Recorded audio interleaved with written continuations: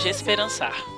Sejam muito bem-vindas e bem-vindos ao primeiro episódio do programa Esperançar. Esse é um espaço de reflexão, diálogo, inspiração, entretenimento e transformação. Uma iniciativa da Rede Naciana de Juventude Magis Brasil e do Centro Magis Naciano da Juventude, o CIG. Eu me chamo Adão Souza e é uma honra estar apresentando esse programa para vocês e com vocês. Tá, mas o que é esse esperançar, né? Vamos lá.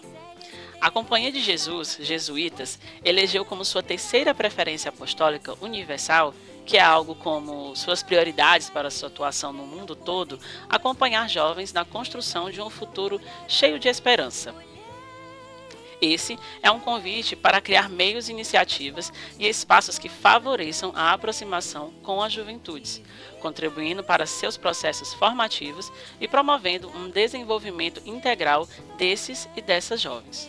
Outro ponto importante que eu gostaria de destacar é que esse programa ele coincidiu justamente de ser lançado no Ano da Esperança, jubileu convocado pelo Papa Francisco para sermos mais empáticos, fraternos, acolhedores, contemplativos na ação.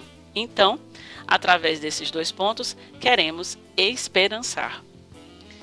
Teremos um episódio por mês, sempre nas penúltimas ou nas últimas quintas-feiras de cada mês, e sempre às 20 horas, tá? Aqui no YouTube do Magis Brasil e nas plataformas de áudio. Confira o calendário completo de todos os programas pelo QR Code aqui na tela que está passando e no nosso site. A campanha pela vida de todas as mulheres é uma ação apostólica do Magis Brasil. Anualmente, essa campanha é realizada ao longo do mês de março e busca fortalecer a luta pela igualdade, justiça e dignidade. Inserido nessa campanha, o tema que escolhemos para este primeiro episódio foi Mulheres, Presença que Transforma.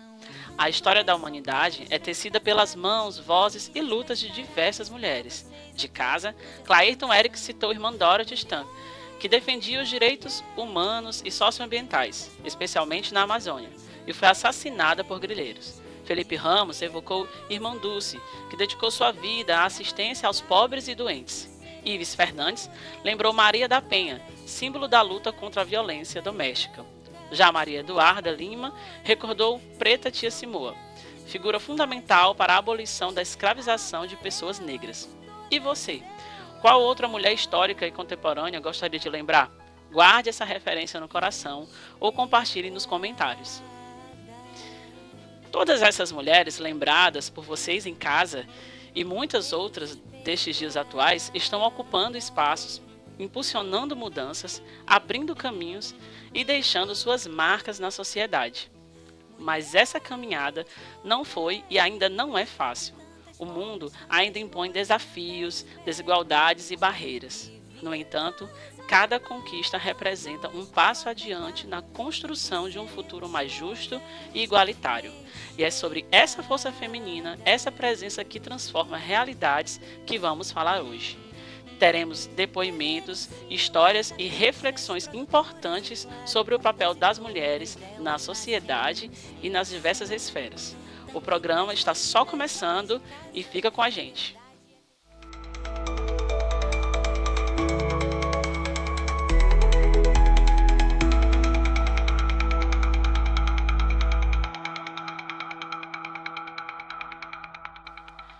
Hoje no programa Esperançar, para enriquecer a nossa conversa, teremos duas convidadas, Aline Miranda e Reginha Mateus. Seja muito bem-vinda, Aline. Sinta-se bem acolhida por todos e por todas nós e pelas pessoas que acompanham o nosso programa. E nada melhor do que você para falar de você mesma, né? Eu pediria então para que você se apresente e fale para o nosso público, pontue para o nosso público o quão importante é os espaços de atuação nessa grande ciranda da vida das mulheres. Tá, então, olá a todos. Primeiro, agradecer o convite de estar aqui, né, compartilhando um pouco da minha história, da minha vida com vocês. Adão, muito obrigada. Pois bem, a Aline é uma mulher de 50 anos, né, uma mulher de meia idade. Sou mãe, sou companheira, sou filha, né? Cuido de uma mãe idosa que tem Alzheimer hoje em dia e sou defensora pública. Também faço parte de alguns programas voltados a mulheres, né? Projetos de inclusão social de mulheres em situação de cárcere, que passaram pelo sistema carcerário. Sou também de um movimento chamado Movimento Igreja em Saída, que se propõe a ser uma igreja de acordo com o Papa Francisco, com o que ele nos pede, né? Uma igreja inclusiva. Sou também diretora de comunicação da ADEPEC, né? Sou líder do Grupo Mulheres do Brasil, que é esse projeto voltado às mulheres. E assim, não é fácil ser mulher nessa ciranda da vida, né? E eu tenho 2 filhos, o Marcos e a Luísa, são adolescentes. E por muito tempo na criação deles, eu fui mãe solo, né? Assim, fui casada, mas me divorciei. Então, grande parte da criação dos meus filhos ficou a meu cargo, né? Assim, como mãe solo. E não é fácil, não é fácil. Nós vivemos numa sociedade machista, nós vivemos num mundo em que a capacidade das mulheres é todo o tempo posto à prova, né?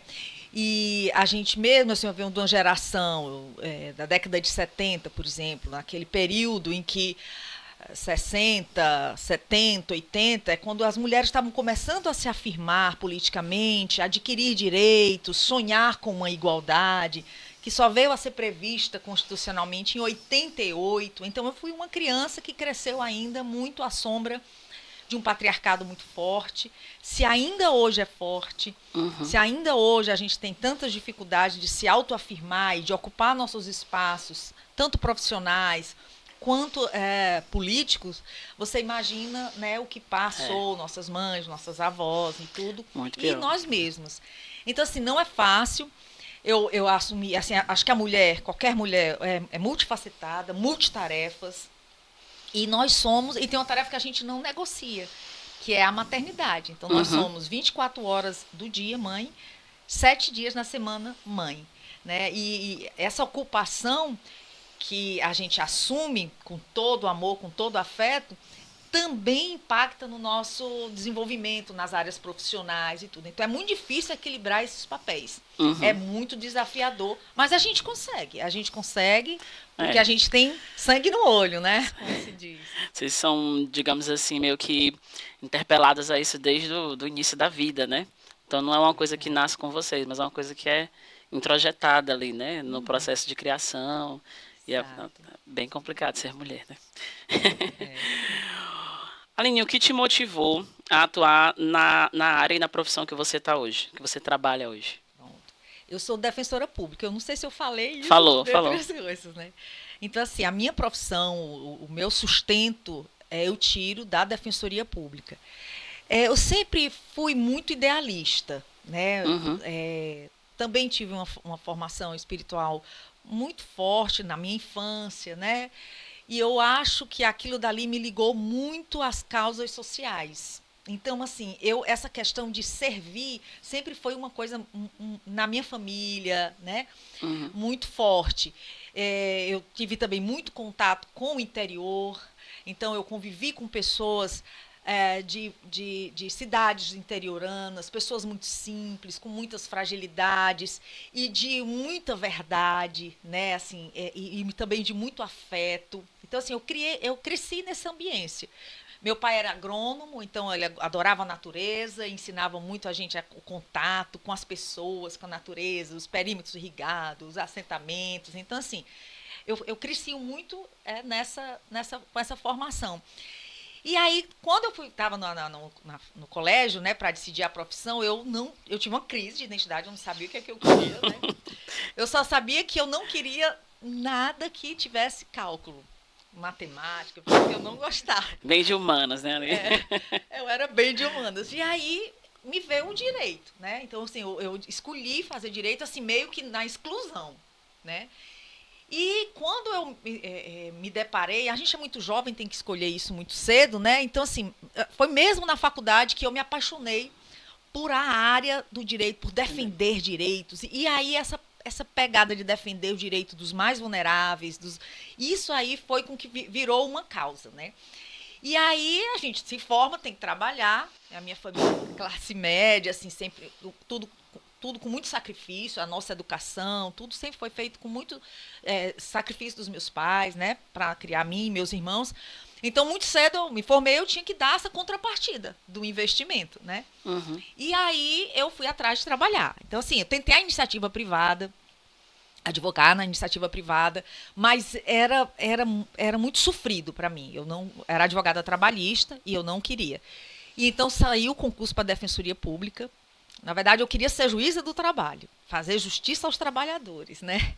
Mas não rolou. Eu estudei, era concurseira, estudava muito, passei 2 anos estudando, trabalhando e estudando, não consegui, estava assim meio que triste quando veio o concurso de Defensoria Pública, em 2003. E quando eu fiz esse concurso e passei, eu fui para o interior, então fui para Juazeiro, Tianguá, Xaramubim, Aracati. Nossa. Aí, para chegar em Fortaleza, eu tinha que ir para um presídio, que era o IPPS, o antigo IPPS. E eu nunca imaginei trabalhar na área criminal. Mas quando eu cheguei no IPPS, eu vi, eu acho que de tudo que eu já tinha vivido, onde mais necessitava a presença de acesso à justiça, de defesa de direitos humanos.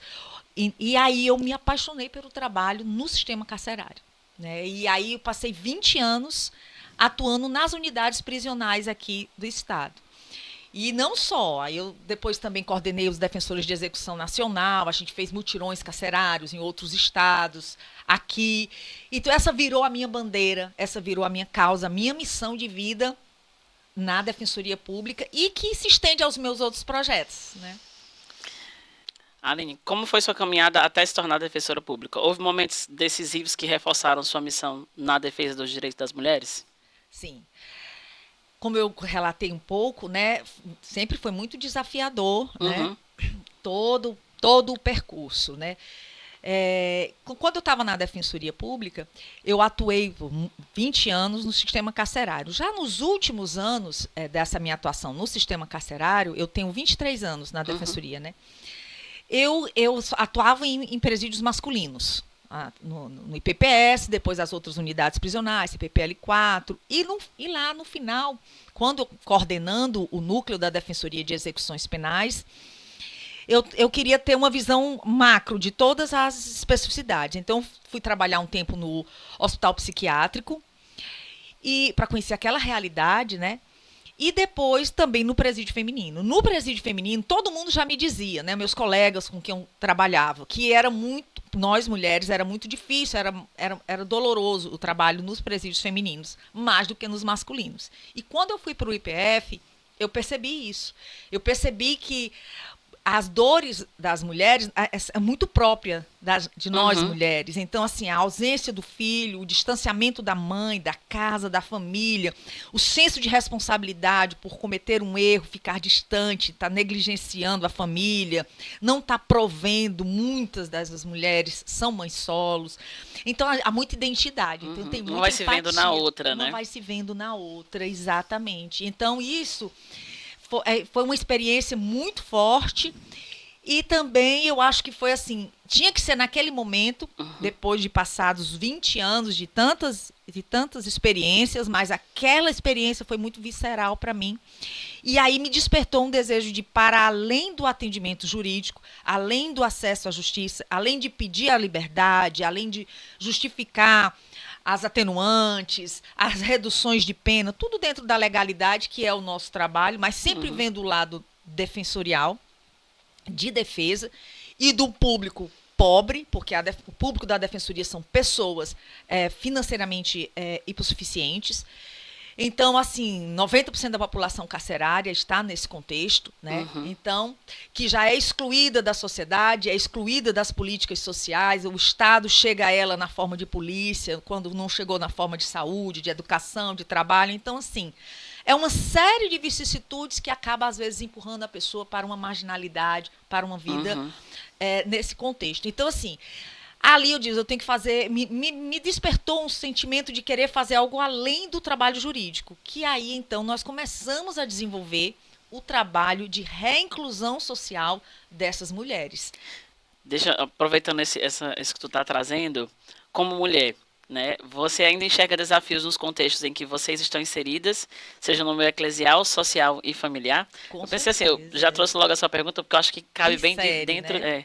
do que tu está trazendo. Com certeza. Assim, as mulheres, para seguir a questão da mulher encarcerada, a mulher encarcerada, ela é vitimizada, revitimizada, ela é, dentre todos os contextos carcerários, as mulheres, elas têm um sofrimento a mais. Né? Uhum. Seja pelas questões emocionais, de responsabilidade, né? da forma até como a gente é criado, né? Para dar conta de tudo. As mulheres, não existe as mulheres são abandonadas. Quando as mulheres entram no cárcere, elas são, de regra, abandonadas por suas famílias. Não Nossa, existe glamour nenhum em ser uma mulher uma presa. mulher presa. Entende? E nem para o homem ser mulher, marido de bandida. Uhum. Como, entende? Até assim, a mulher ainda tem, curiosamente, ainda tem Esse nessa imaginário, né? lógica, nesse imaginário, ela ter um marido que cometeu alguma coisa e que está ali e tal, ela vai visitar. Ela ainda valoriza esse homem.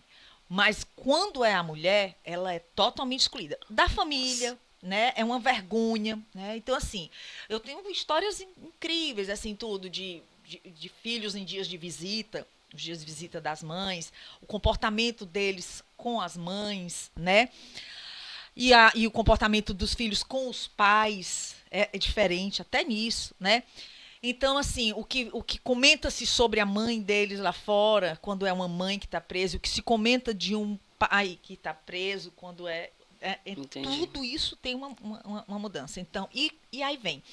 A mulher, quando sai também, as políticas de inclusão são pequenas demais. Se já são, né, o grande contingente do carcerário é masculino, de fato. Uhum. E não há proporcionalidade ainda na oferta das oportunidades, né, para as mulheres. Assim como não há em quase Em nada, né? quase nada, é muito reduzido. E É. quando existe, ele é muito sem resultado, sem comprovação da inclusão. Ou seja, é muito comum você faz cursos, dizer, eu tenho tantos cursos, se chama carcerário, eu tenho curso disso, tenho curso daquilo, eu capacito, mas cadê na hora que sai a inclusão no mercado? Essa política de inclusão é ainda muito falha, é incipiente. Ela é muito frágil. Né? Então, eu promovo o curso, mas eu não Promovo promovo. cursos, os cursos são pagos, existe ainda algo que é comercial nisso, entende? Uhum. Então, e quando essas pessoas saem com a garantia de trabalho, né? Então, assim, esses dados, eles ainda são ínfimos e para as mulheres também. Até por conta do tipo de trabalho que a mulher vem desenvolver aqui fora, o nosso público específico. Nós estamos falando de mulheres cujo mercado de trabalho dela seriam mais em quê? Em residências, em espaço como doméstica, E quem é que vai acolher essa mulher dentro de sua casa? Né? Então, nos espaços industriais, nos espaços comerciais, sobretudo na indústria, a gente percebeu ao longo dos anos também que um espaço de maior acolhimento dessa mão de obra é a indústria, justamente porque os industriários preferem que o comércio como um todo prefere as pessoas distantes, né, do corpo a corpo, e a indústria, o chão de fábrica, distancia. Então, assim, ainda é um nicho que a gente foca, mas ainda muito frágil. E então, assim, e para a mulher, você triplica isso aí. Até porque quando ela sai, ela se reencontra com a família. Ela vai ter que dar aquilo que ela não deu durante o período do encarceramento. Retomar os laços afetivos com os filhos. Retomar os laços afetivos com a família. É um outro trabalho. Ninguém esteve visitando ela. Então, o distanciamento é ainda muito maior. E como ela volta também, né? Como ela deve voltar, né? Assim, a questão emocionalmente, tudo lidar com aquelas pessoas também que não foram visitar ela, né? Então existe também um peso emocional aí. E assim, existe uma culpa muito grande que elas carregam. Então, assim, ao longo de 2017 para cá, a gente tem desenvolvido esses projetos com essas mulheres egressas do sistema carcerário. Nós estamos na 7ª turma do Vozes da Liberdade. Cada turma tem em torno de 20 a 25 egressas do sistema carcerário ou mulheres em situação de violência, que passou violência policial, violência doméstica, mas notadamente egressa, que sempre foi o meu foco. Então, o Grupo Mulheres do Brasil é um grupo de mulheres voluntárias que abraçou a causa carcerária aqui no estado do Ceará, de oportunizar. Então, através da cultura de paz, através da comunicação não violenta, através da educação em direito e da capacitação profissional no artesanato, a gente tem conseguido empoderar cada vez mais mulheres. É também um trabalho muito pequeno, não tem grande impacto, mas é um trabalho de responsabilidade social que deve servir de exemplo para outras instituições. Eu acho interessante quando tu traz a questão da culpa, porque a gente está falando da culpa dessas mulheres, né? Que estão nessa questão do encarceramento. Mas vocês, enquanto mulheres, sentem culpa o tempo todo, né? Exatamente. Mesmo as que não estão nessa situação, elas se sentem culpa o tempo todo, não se sentem mães o suficiente, não se sentem boas esposas, não se sentem boas companheiras, boas filhas. Eu posso falar até por mim também. Né? Aí você podia falar um pouco sobre essa questão da culpa? Com certeza, Ave Maria. Eu digo assim, que eu até brinco, de assim, rapaz, tem 2 sinônimos para mãe. É culpa e oração. Ou a gente vive rezando realmente, a gente vive pedindo a Deus proteção aos filhos, que sabedoria para poder educar, para acompanhar, livrar de todo o mal e tudo isso, a gente é sinônimo de oração. E de culpa, porque você imagina, eu sempre me comparei muito com a minha mãe, né? Mas a minha mãe viveu naquela época outro contexto. Apesar dela ser uma mulher que trabalhava, né? Minha mãe era bancária. Mas ela chegava no trabalho, ela desenvolvia a atividade dela, voltava para casa, ela não se lembrava nem que tinha trabalho. Era aquela hora, e a família não tinha como, ela não tinha os sonhos próprios dela. Ela não tinha a causa a missão que ela, como eu trouxe para mim. Então, teve momentos na minha vida em que, ao longo desses 20 anos, né, minha filha tem 15, meu filho tem 17, então, ao longo desses 20 anos, eu estava sendo mãe deles também. Então, tinha que dividir essas paixões, né? E, então, chegar em casa, depois cansada, vindo do presídio, esgotada, aí chegar em casa e ter aquela energia do cuidado, de dar o afeto que aquela criança demanda, eu não conseguia ser a mãe que a minha mãe foi para mim. Eu nunca consegui ser o que eu achava que eu deveria ser. Então, isso por muito tempo foi uma coisa que eu vivi em conflito comigo. E até uma vez, conversando com o pediatra deles, ele disse assim, ele fez essa coisa: olha, sua mãe viveu noutra época. A gente tem o ideal e tem o possível. Você só pode trabalhar com o possível. E aí isso foi me acalmando. E eu vivo tentando me acalmar, mas ainda hoje eu tenho essa culpa muito... não sei quando é que eu vou me libertar. Acho que quando meus filhos dizem assim, mãe, você é a melhor mãe do mundo, eu digo, diz de novo. Você é a melhor mãe do mundo. Diz de novo, porque eu preciso acreditar nisso. Eu fiz essa pergunta porque eu tenho alguns exemplos, né, de algumas mães que eu conheço que sempre falam isso, que elas trabalham.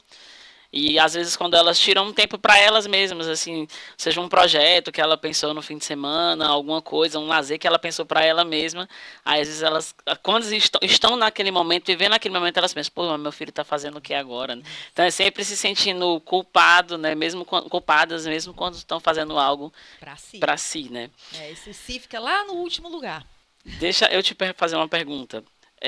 Se você puder, claro, você consegue resumir em uma frase ou uma palavra o que vocês desejam para o futuro das mulheres em geral, assim? Quando você me faz essa pergunta, eu vejo, eu tenho na minha mente a minha filha, né? O que eu sonho para ela, como eu sonho para todas as outras mulheres, que igual a ela vão ser mulheres, vão estar no mercado, vão estar cruzando os horizontes, vão estar na vida. Eu desejo que elas vivam numa sociedade menos desigual, que elas vivam numa sociedade menos perversa com as mulheres, que elas tenham a real capacidade de ocupar os mesmos espaços que os homens, que ainda não têm, que elas tenham o direito de andar nas ruas sem medo de ser assediado, de sofrer uma violência, que elas tenham maridos que respeitem essa condição do feminino delas, que compartilhem as obrigações de casa, da família, que deixem essas mulheres crescerem profissionalmente, brilharem, sejam verdadeiros parceiros. Eu anseio que as mulheres tenham esses companheiros em suas vidas, né? E que a gente viva num mundo que mate menos mulheres.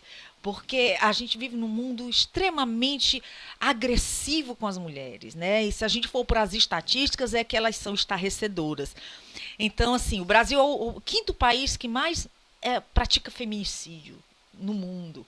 Então, assim, eu quero que minha filha e as meninas e as mulheres do futuro tenham melhores condições de vida, de serem menos, sofrerem menos com a sua feminilidade. A gente já tá se aproximando do fim, e aí eu vou fazer um ping-pong contigo. Certo? Vou fazer uma pergunta e você me responde Tá? é, com uma palavra só. Certo? Vai ser um ping-pong bem legal. Ser mulher é? Lutar, Enquanto mulher, me orgulho de vencer.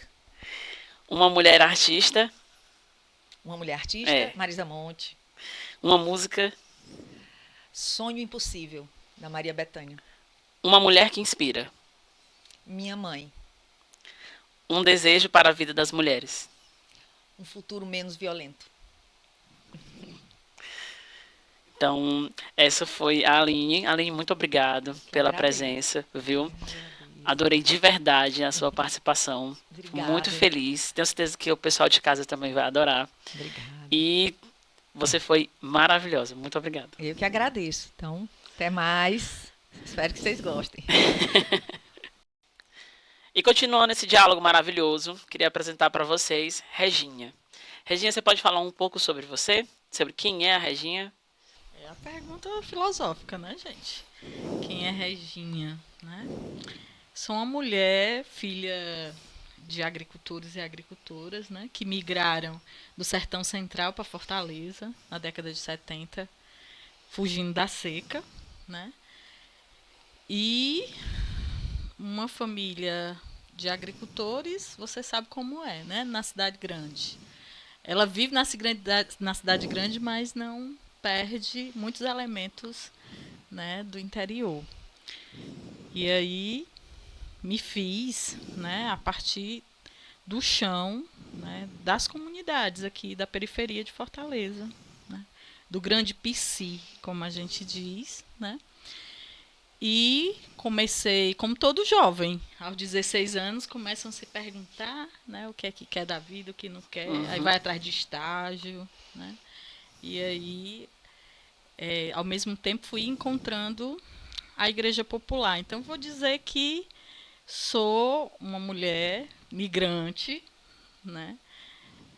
Migrante interno, né? Saí de uma região do estado para outra região do estado e me tornei uma mulher que constrói a sua história e contribui com outras histórias aí de outras mulheres, de outras pessoas. O que te motiva a resistir nessa ciranda da vida das mulheres? A gente vai se fazendo mulher na caminhada, né? A princípio nos dizem, cala a boca, menina, mulher não fala aqui, só é os homens, né? E eu era muito tagarela, somente na adolescência. E meu pai estava conversando com os amigos, eu me metia nas falas, né? E aí ele dizia, aqui só tem homem, saia daqui, né? Mas isso nunca me... Aliás, me fez medo, né? Continuei tagarela. Mas essa ideia da consciência de ser mulher, da importância da mulher, eu fui aprendendo no chão das comunidades de base. Entendi. Das pastorais de juventude. Foi aí que a gente vai entendendo o nosso papel e a nossa importância, né? Entendi. Seguindo aqui nossas perguntas. O que te motivou a atuar na área e na profissão que você trabalha hoje? Pronto. Eu comecei um trabalho, né, numa empresa que logo depois do estágio que fiz, meu ensino médio foi técnico, não foi em contabilidade, olha aí fui estagiar na empresa de água e esgoto aqui do Ceará, na Cagesse, que era não vi nada de contabilidade lá. Fazia as coisas dos funcionários que já estavam, como todos os estagiários sofrem, né? A gente acaba, às vezes, assumindo o papel de alguns. E, na época, me convidaram para conhecer a Pastoral de Juventude do meu popular, né? E aí fui conhecer e tudo, e fui percebendo algumas contradições de onde eu estava para o lugar onde eu queria estar, né? Na área principalmente da educação. E aí na época participei de uma seleção para Pastoral dos Pescadores. Uhum. Né? E aí fui trabalhar com pescador, trabalhei 3 anos e depois participei de uma seleção para Caritas para trabalhar com juventude, né? Então, com a ação com juventude na Diocese de Limoeiro do Norte. E aí isso foi ficando muito forte em mim, essa atuação na perspectiva das pastorais sociais, né, dos organismos, desenvolvendo uma atuação social a partir da fé que a gente tem, né, e do Jesus Cristo Libertador, construindo o desenvolvimento e o direito, né, e a defesa dos direitos humanos. A Caritas tem uma longa história de atuação social, né? Como você começou sua jornada dentro desse espaço e quais experiências marcaram essa trajetória que você tem na Caritas? Assim? Quando eu chego na Caritas, eu chego para trabalhar com famílias em situação de vulnerabilidade, famílias de adolescentes, de crianças e adolescentes, filhos de catadores e catadoras de material reciclável. No lixão de Aracati. Forte, né? Muito forte. É impactante até, né? Você chegar e tinha muito adolescente e criança que ia com os pais para coletar o resíduo no lixão, né? E aí foi muito marcante porque foi uma época que era o momento de Natal, né? De Advento, e nós fomos visitar e o pessoal, os católicos pensavam que o padre irlandês, que era um redentorista que acompanhava a paróquia na época, ele achava que o padre era o empresário da reciclagem, ia comprar o material, né? Eles chegaram perto da gente para saber quanto é que a gente ia oferecer o material, né? E aí, eles quando descobriram o que é que a gente queria, saiu tudo de perto, né? Mas a gente foi como nos discípulos de Emaús, né? Uhum. Foi tentando conhecer a realidade deles para que eles confiassem na gente e começar um trabalho, né? Então, quando eu chego na Caritas, eu chego com esse desafio, que depois passou não só a acompanhar as famílias, mas as próprias crianças em situação de vulnerabilidade. Então, uma realidade muito impactante que até hoje, né, a gente tem, embora hoje já se fale em catadores e tudo, mas a sociedade, os governos têm uma dívida enorme com essa categoria. Como mulher, você ainda enxerga desafio no contexto em que você está inserida, seja no eclesial, social, familiar? Sim, muitos, né? Assim, o Ceará é o 6º estado, né, de assassinato de mulheres, né, assim, que comete de violência contra a mulher, né? E também contra as pessoas LGBTQIA+, né? Porque a nossa luta não é só das mulheres, né? É uma luta de equidade de gênero também, né? Então, olhando para a sociedade nesses últimos anos, onde a ultradireita traz tantos contravalores, né, de imposição, né, de um gênero, de uma forma de se relacionar, nós cada vez mais somos mira, né? Para violências e tudo.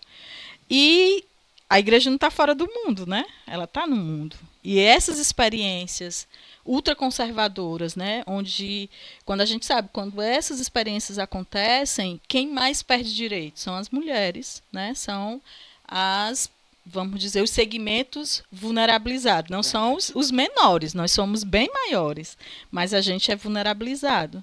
Então, na igreja também, né? Assim, temos um Papa, a exemplo do Papa Francisco, né? Que vem construindo a partir, bebendo das fontes, né? Seja do Concílio Vaticano II, seja da experiência propriamente de Jesus com as mulheres do seu tempo, mas a gente sabe o quanto que ultimamente tem religiosos que têm coragem de ir para as redes sociais e dizer que as mulheres têm que se calar, que elas são ajudantes, né? Então, assim, os desafios, nesse tempo que a gente está vivendo hoje, que não deveria mais, pelo tempo que a gente já caminhou na história, né, por toda a luta do movimento de mulheres, não éramos para ter, né, tantos desafios como a gente tem hoje. Olhando para o estado do Ceará, né, que nós temos uma realidade, né, na região do Cariri, onde uma adolescente, uma criança, que é 12 anos, foi assassinada vítima de violência sexual. né? E aí, quando a gente vai olhar a forma como essa criança é tratada, é como se ela morresse em defesa da castidade. Nada contra a castidade. Mas o que fizeram com Benigna é muito complicado. Porque a violência que ela sofreu atingiu a castidade dela, né? Então, como é que a gente vai proteger as nossas adolescentes, as nossas meninas, dessa realidade, se a gente foge dela dentro da igreja? Então, a gente precisa ter coragem de refletir sobre isso. Tu consegue relatar uma experiência sua, enquanto mulher, de dificuldade em relação ao trabalho? Que você sente enquanto mulher, que você fala assim, poxa, por eu ser mulher, por isso que isso é um pouco mais complicado. Assim, a gente vive na Caritas, a gente vem fazendo uma experiência interessante. Nós somos maioria mulheres, né? Então, a gente foi percebendo, no último congresso nosso, a gente percebeu que, embora sejamos a igreja, né? Se as mulheres decidissem fazer uma greve na igreja, não tinha igreja. Acabaria a ação da igreja, né? Mas assim, mas mesmo assim, uma instituição de 70 anos, com a maioria de mulheres, a gente ainda não tem uma política de ação com mulheres, né? Então, no último congresso, a gente votou e decidiu, e estamos agora nessa construção, né? Esse ano, acreditamos que nosso Conselho Consultivo Nacional e a Diretoria Nacional devem aprovar a política, né, a partir da construção, da colaboração dos regionais. E é algo que, às vezes, ele como é que se diz, muito sutil, né, que é inconsciente, não sei, mas olhando hoje para os espaços de poder, né, não digo só na Caritas, mas nas organizações mesmo eclesiais, né, quem ocupa os espaços de poder? Né? E não é porque as mulheres não têm capacidade. Assim, o Papa foi super criticado porque hoje colocou mulheres em espaços de poder do Vaticano, porque eles acham que não deve, né? Mas assim, a nossa luta ela ainda é grande, né? Conseguimos alguns espaços, é bom a gente reconhecer também, mas ainda, né, não só eu e tudo, mas a gente está num processo de construção desse modelo, né?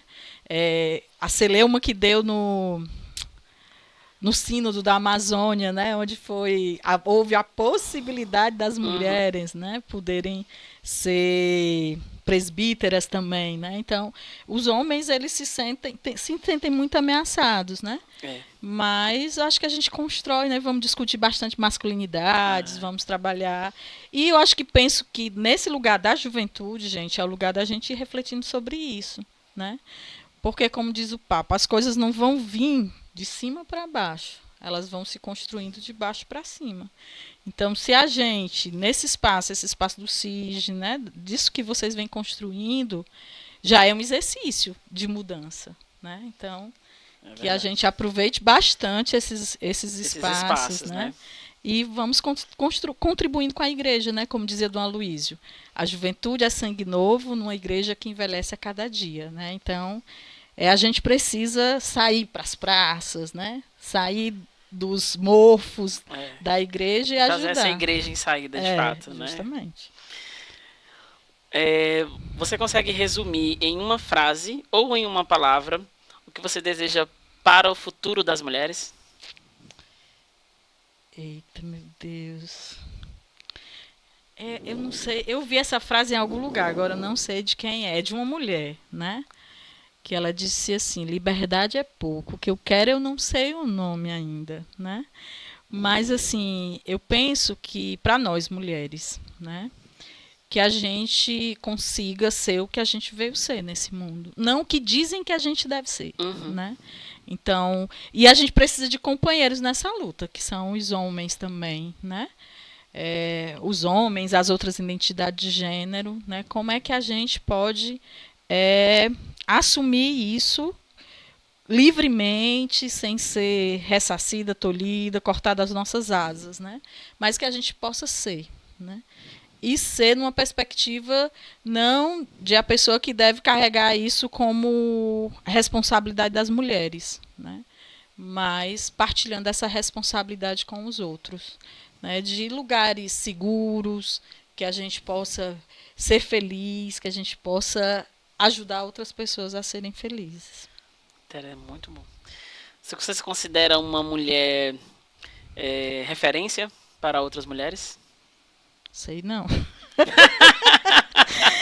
Ah, Jesus, é complicado esse negócio de Essa espelho, pergunta né? Assim, nós que estamos na igreja sempre o povo diz, né? Nós somos espelho, referência, né?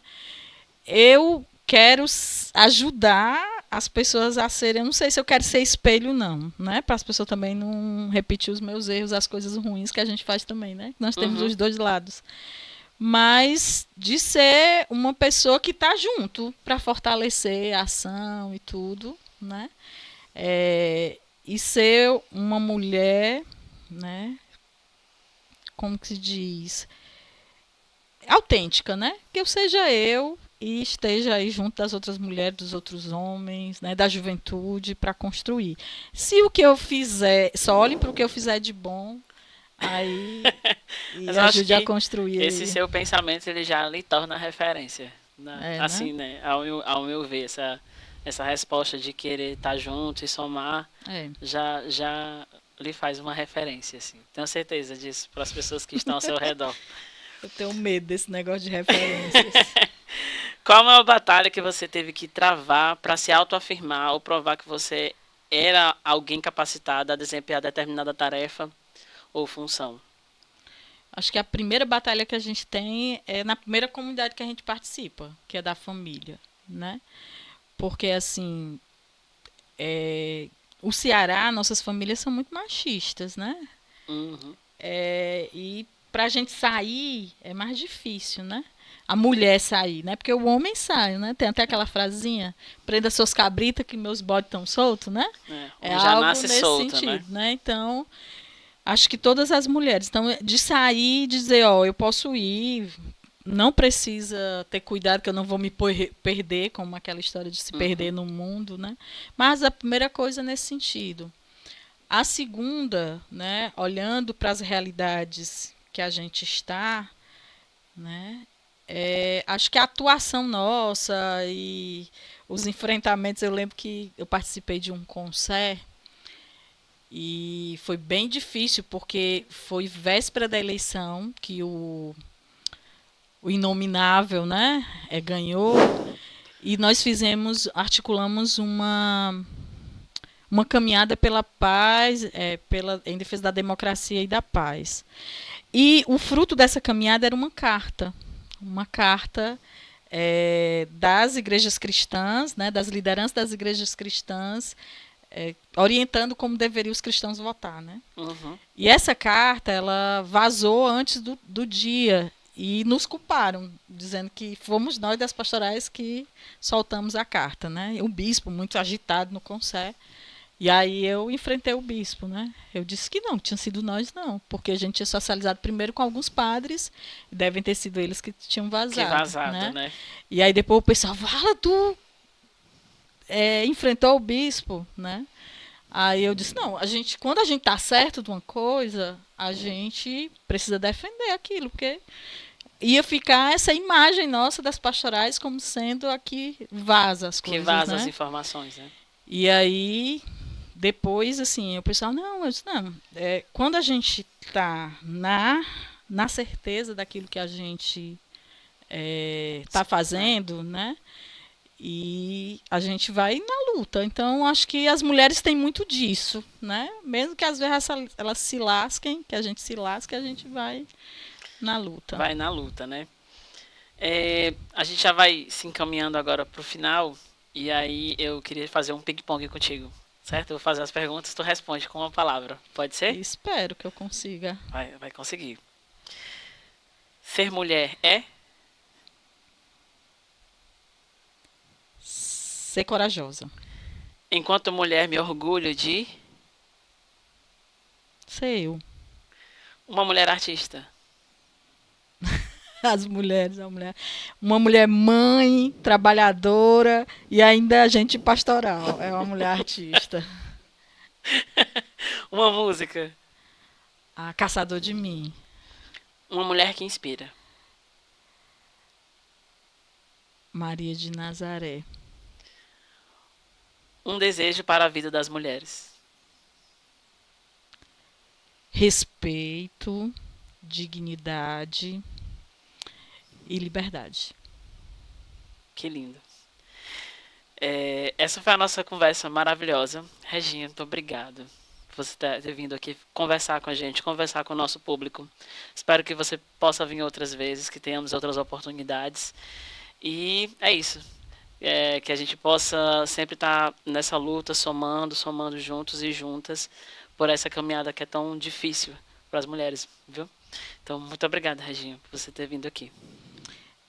Eu que agradeço, né, o convite do CIG para esse momento com vocês e dizer que continuem aí com essa programação, né, trazendo temas muito importantes, né, tanto para a sociedade como para a igreja, né, e motivando que a juventude reflita sobre isso, né, reflita e construa outra cultura, né, para que a gente possa de verdade ser essa igreja em saída, uma igreja que defende os direitos humanos, cuida da vida, né, e protege as pessoas.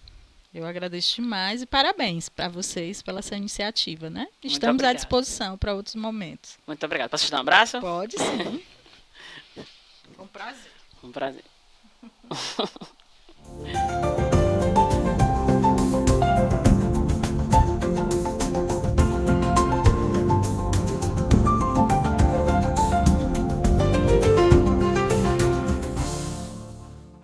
Quando eu danço. Enquanto houver música, eu vou dançar.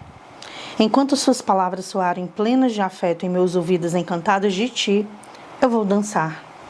Enquanto falarmos sobre amor e vida e paixão e o desejo de estarmos juntos, eu vou dançar. Enquanto no rádio tocar a canção que nos emociona e você me lançar aquele olhar único e apaixonado, eu vou dançar.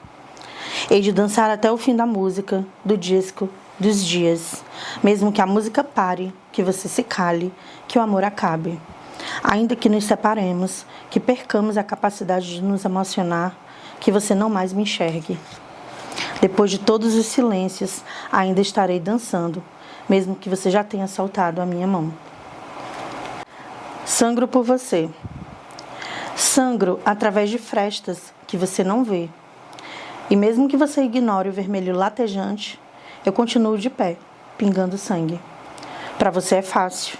Seus joelhos não doem, suas mãos não tremem, não há lágrimas nas suas retinas. E mesmo tendo me visto transbordante, você ainda não descobriu o meu segredo. Eu sou de ferro, mas sangro vermelho por você. A arte tem o poder de tocar e transformar. Por mais doída e dilacerante que seja, sempre há caminhos para esperançar. Vocês acabaram de ver essa mulher maravilhosa declamando 2 poemas.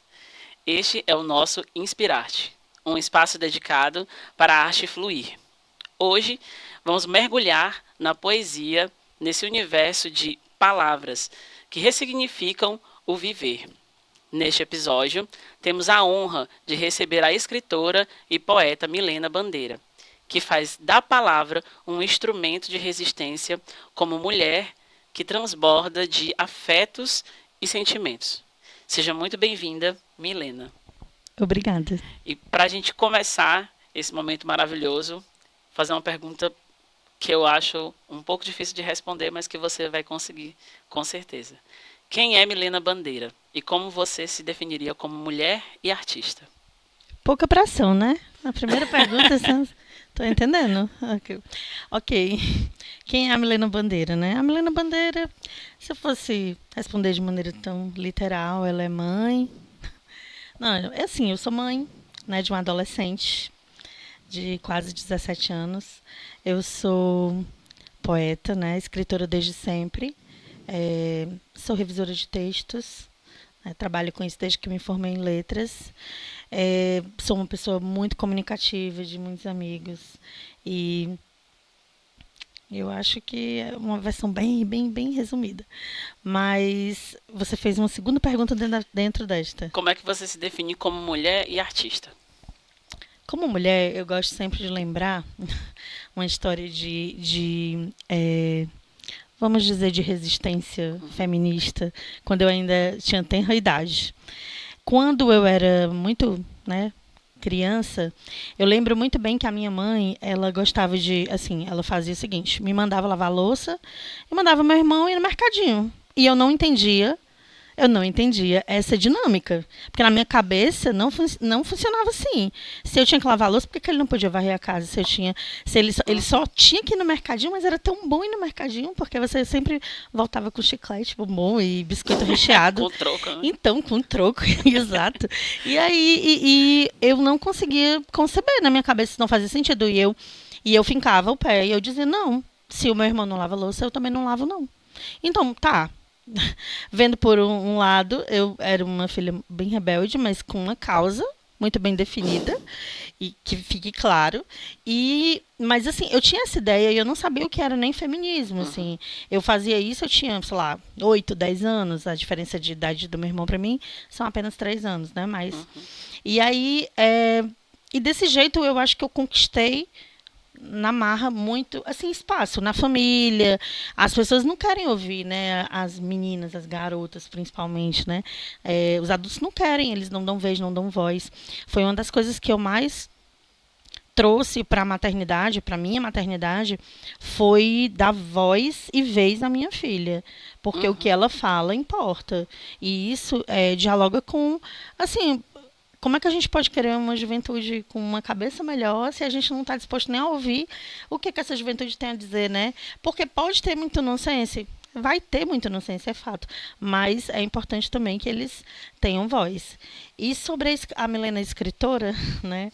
A Milena escritora, olha, desde sempre quando eu me vejo como se eu estivesse fora de mim, assistindo outra pessoa, eu estou sempre com o livro na mão. Principalmente criança e adolescente, tanto que eu estudava numa escola chamada Escola Normal, assim, só tinha gente doida. Mas, enfim, a Gilda estudava lá e porque era das normalistas, né? Mas tinha sido, né? Só que o nome permaneceu. E aí, a Fatinha, que era a bibliotecária, nossa, é tanto que eu me lembro dela com muito carinho, lembro do nome dela, porque eu era aquela que chegava e pegava todos os livros, a primeira, que tinha lá o nomezinho, naquele cartãozinho atrás, gente, era sempre o meu nome, o primeiro, porque ela guardava os livros para mim.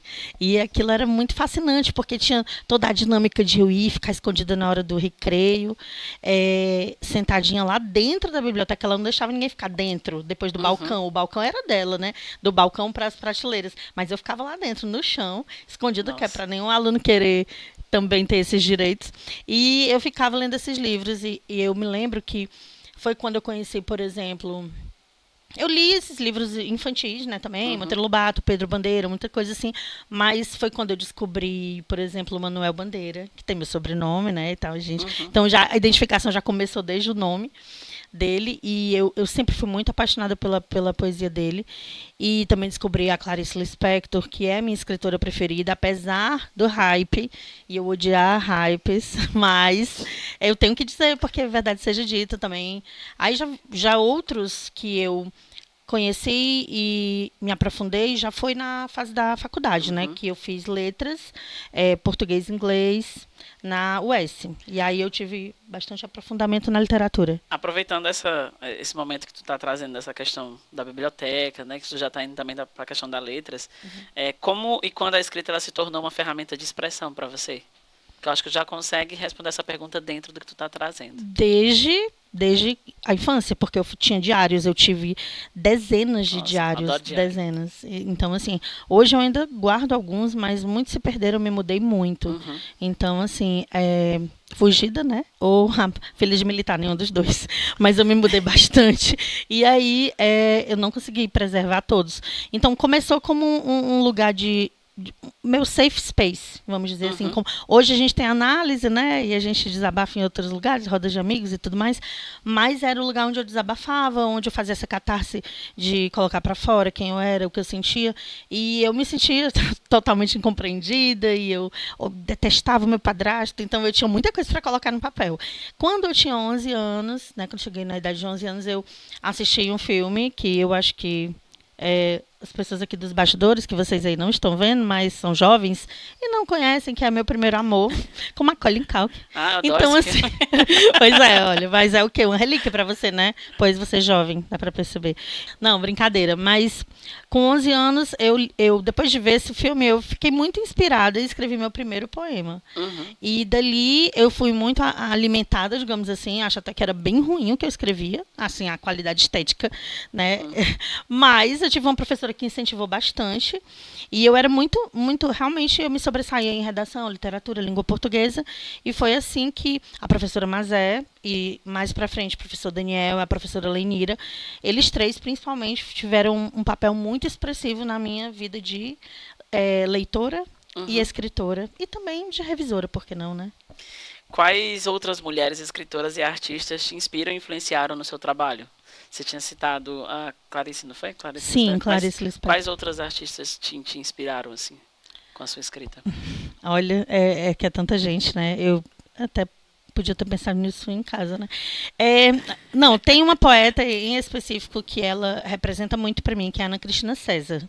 Ela morreu jovem, com 30 e poucos anos, mas antes dela morrer, ela teve uma obra realmente relevante, né?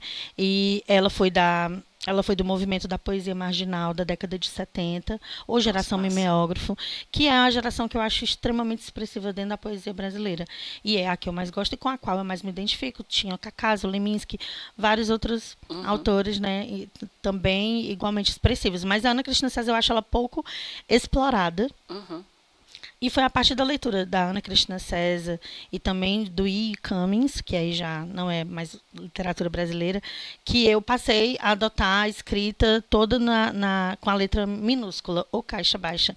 E isso é engraçado porque é meio antagônico, considerando que eu sou revisora de textos, eu formato trabalhos na ABNT, então a norma é uma coisa que eu sigo muito, e é como trabalho, há 15 anos que eu trabalho como revisora de textos, desde que eu me formei, e mesmo assim eu consigo, como é que eu posso compartimentalizar a Milena revisora, que precisa sim estar atenta à norma padrão e tudo mais, da Milena escritora, mas foi muito de beber nessa fonte de escritoras como Ana Cristina César, mas também a gente tem outras, a Cadantas é uma autora daqui que eu admiro muito, ela escreveu um livro incrível chamado Boca de Cachorro Louco, depois escreveu outros,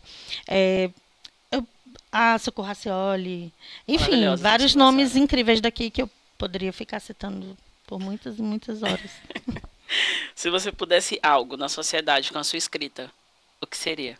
Se eu pudesse algo... Com a sua escrita, o que seria? Pudesse o quê? Fazer se você pudesse... mudar alguma coisa no mundo? Isso, se você pudesse fazer algo com a sua escrita no mundo, o que seria? Você está dizendo, tipo, deixar uma marca? Isso. O que seria? Pode ser uma marca, uma mudança na sociedade em si. Pronto. Eu não sei se seria bem com a minha escrita, mas se eu pudesse realizar uma mudança, seria dar acesso assim, a livros, assim, viabilizar acesso a livros, né? Para todo mundo que não consegue ter, porque eu não podia comprar livros, né? E hoje, assim, eu até converso muito com a minha filha, ela tem bastante ciência dos privilégios dela. E eu sinto uma certa, como é que eu posso dizer? Não é inveja, mas tipo essa falta de que eles têm de compreensão de que é tudo muito fácil, né? Hoje, eu digo fácil mesmo, até para quem não pode comprar, mas pode baixar um PDF. A gente não tinha isso. Eu passei aquela transição da vida sem internet para vida com internet. Né? Então já começa daí, né? E aí a gente tinha que pesquisar na biblioteca, como faziam incas, astecas, maias. E agora eles têm tudo ali na palma da mão, literalmente, pelo tablet, celular e tudo mais, e eu não acho que seja dado o devido valor. A minha filha ela é uma leitora exímia, tipo, já leu centenas e centenas de livros, mesmo ela tem uma biblioteca dela, eu acho isso muito massa. Eu não precisei nunca dizer valer, nunca, nem eu diria. Ela tem que ser livre e escolher o que ela quer fazer. Diário, né? Sim, tanto que ela é da música, porque o pai dela é músico, e da literatura também, porque eu também sou músico. É sério? Pois ela canta, faz back vocal, enfim. Ela é toda envolvida nas artes. Nas artes, né? Sim. Agora eu vou fazer contigo, a gente já está se encaminhando para esse finalzinho. E eu vou fazer um ping-pong contigo, tá bom? Aí Tá eu bom, vou fazer uma não garanto pergunta, aí você nada. me responde com uma Eu tô palavra, entendendo. tá bom? Então vamos lá. Ser mulher é... Maravilhoso. Enquanto mulher, me orgulho de... Ser eu. Uma mulher artista. Eu. Uma música. Eita, uma música. Nossa, não para. Esse negócio de ping-pong é muito doloroso. Eu vou ficar depois pensando em 1000 respostas que eu poderia ter dado. Olha, eu já interrompi o ping-pong com toda essa minha divagação. Pera. Uma música. Ah, gente. Não sei. Eu posso pular? Não. Pode, vai. Brincadeira, não. Eu amo tantas músicas. Espera, não. Tears Dry on the On, me ajuda, pessoa do bastidor. Amy Winehouse. Amy Winehouse. É porque eu tô ouvindo muito essa música. Uma mulher que inspira. Ah, eu acho que Clarice Lispector segue me inspirando. E um desejo para a vida de todas as mulheres. Que a gente consiga ficar viva, né? Porque É. tá difícil. Tá complicado mesmo. Sim. E eu fico muito agradecido por sua presença aqui, né, nesse episódio com a gente. O microfone está aberto agora para você deixar mais alguma mensagem ou algum outro trecho da sua escrita, da sua poesia. Bom, eu acho que o que eu gostaria de dizer, considerando que esse é o mês, né, da mulher, o mês inteiro, ano inteiro, que nós somos maravilhosamente divas, então, tá. Não, eu acho que é isso, a gente dá voz às nossas meninas, né, a gente também tentar se erguer com a nossa própria voz, porque nem todo mundo consegue, seja porque é calada, seja porque foi ensinada assim, né? Mas que a gente consiga. Quem não conseguiu ainda se erguer com a própria voz, que se erga, quem não que a gente eduque as meninas para que elas façam isso, também eduque os meninos, né, que são o futuro, para que eles respeitem as mulheres, para que a gente, como eu respondi no ping-pong, para que a gente viva, para que a gente sobreviva, mais que sobreviva, porque é o que tem acontecido, para que a gente viva e possa brilhar, né? E é isso, eu acho que é isso. Posso te dar um abraço, menina? Deve. Muito obrigado, tá? Obrigada a você. Muito lindo. Você é maravilhosa. Você também. Quantas histórias de vida, de luta, de resistência e de garantia da existência e da vida nós ouvimos dessas mulheres. Que elas nos inspirem e nos motivem a escutar outras mulheres que atravessam as nossas histórias.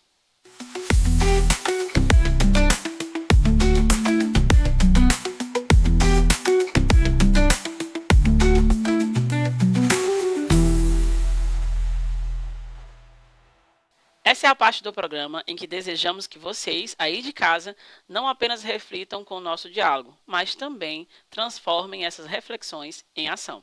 Com gestos, atitudes e iniciativas, queremos que vocês esperancem junto conosco. Nesse episódio, queremos mobilizar você para uma causa, que é a arrecadação de absorventes para mulheres em situação de vulnerabilidade social. Você sabia que muitas mulheres e meninas enfrentam dificuldades para acessar absorventes menstruais devido à falta de recursos financeiros? Isso afeta sua saúde, dignidade. Por isso, em nossa rede, realizamos uma campanha anual de arrecadação de absorventes e você pode fazer parte dessa transformação. Como ajudar? Doe absorventes em um dos centros MAGES, que são pontos oficiais de arrecadação. Os endereços estão passando aqui na tela e para quem está nos escutando pelas plataformas de áudio, você pode encontrar os endereços no site do MAGES Brasil. Contribua financeiramente também para que possamos ampliar o alcance da campanha e garantir que mais mulheres tenham acesso ao que é um direito básico. Juntas e juntos podemos fazer a diferença. E assim, chegamos ao fim do primeiro Esperançar. Que esse encontro tenha sido tão bom para você como foi para mim. Esperançar não é apenas sonhar, é caminhar, transformar e seguir acreditando no novo. Agradecemos a todas e todos que estiveram conosco, as nossas convidadas e a você que nos acompanhou até aqui. Que possamos continuar semeando esperança por onde formos. Nos vemos no próximo episódio. Até lá! E caminha por aí.